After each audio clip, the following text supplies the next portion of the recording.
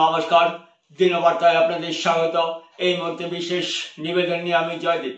এখনকার বিস্তারিত হতচকিত হয়ে যান কর্মী যারা কংগ্রেস পদাধিকারীরা শহরের বিভিন্ন এলাকার বেহাল সড়ক সংস্কারের কাজের নমুনা দেখে বুধবার আচমকা কাজের নমুনা দেখতে তারা বিভিন্ন এলাকা পরিদর্শন করেন, যেগুলি এলাকা কাজ সারাই হয়েছে। যারা কংগ্রেস সভাপতি তাপস কান্তি পুরকাইস্তে একরাশ ক্ষোভ প্রকাশ করে মিডিয়ার সামনে বলেন, বেহাল সড়ক সারাই বিভাগীয় মন্ত্রী কৃষ্ণেন্দু পালের 10 দিনের প্রতিশ্রুতি ছিল, তা যেন পার 1 মাস হয়ে যায় তাতেও তারা মেনে নিয়েছিলেন, কিন্তু কাজ যেভাবে হচ্ছে তাতে তারা কোনোভাবে মেনে নিতে পারছেন না। জলের উপর ব্ল্যাক টিপিং দিয়ে কাজ শেষ করে দেওয়া হয়েছে। আজ যখন বেহাল সড়ক সারাইয়ের কাজ প্রত্যক্ষ করতে আসেন, কাজের নমুনা দেখে তারা হতচকিত হয়ে যান।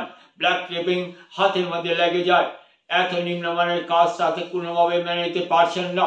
সামনে রয়েছে পূজার মরশুম, এমন অবস্থায় লোকেদের ভাওতাবাজি বানিয়ে দেওয়া তা কেউ মেনে নিতে পারছেন না।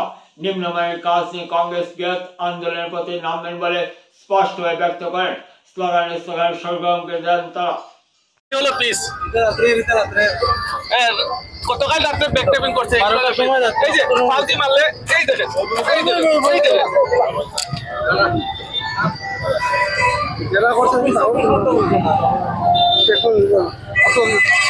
রাস্তার জন্য আমরা কংগ্রেস পার্টি আমরা আজ থেকে 20-25 দিন আগে আমরা আন্দোলন গড়ে তুলেছিলাম। তখন প্রশাসন থেকে বলা হয়েছিল যে 10 দিনের মাথায়, শুধু প্রশাসন নয় মাননীয় মন্ত্রীও বলেছিলেন যে 10 দিনের মাথায় রাস্তার কাজ সম্পূর্ণ হবে। আজকে 10 দিনের উপর প্রায় পুরো 1 মাস হতে যাচ্ছে। আজকে রাস্তার কাজ কিছুই হলো না। কালকে রাত্রে এখানে পাড়া প্রতিবেশী থেকে আমাদের কাছে ফোন গেছে যে কালকে রাত্রিবেলা আর কালকে জলের মধ্যে ব্ল্যাক টপিং দেওয়া হয়েছে, জলের মধ্যে। আজকে দেখতে পেয়েছেন আপনারা যে আমরা যখন বসলাম, বসে পাথরগুলো আমাদের হাতে চলে আসছে। হাতে এইভাবে নোংরা রাজনীতি। আজকে লোকাল ঠিকাদার আছে, এদেরকে অন্ধকারে রেখে রাজনৈতিক মতস্পুষ্ট বাইরে থেকে এনে কন্ট্রাক্টর নিয়োগ করা হয়েছে। আজকে যার জন্য এই রাস্তাগুলোর কাজ এই অবস্থা। আজকে কিছুদিন পূর্বে দুর্গাপুজো এবং কালী পুজো। আজকে জনসাধারণ কি করবে? প্রায় প্রতিনিয়ত এই রাস্তার জন্য আমরা কংগ্রেস পার্টি আমরা আন্দোলন করে যাচ্ছি। আজকে আমরা খবর পেয়ে সঙ্গে সঙ্গে আমরা এখানে এসেছি। আমরা শুনেছি যে এখনো কাজ আবার শুরু হয়েছে, তার জন্য আমরা এখন এসেছি। এসে দেখলাম যে এখন না, কালকে আমি শুনেছি রাত্রিবেলা সেটা পড়েছে এবং কিছু সংখ্যক মানুষ দাওয়া দেওয়ার পর ওনারা চলে গেছেন।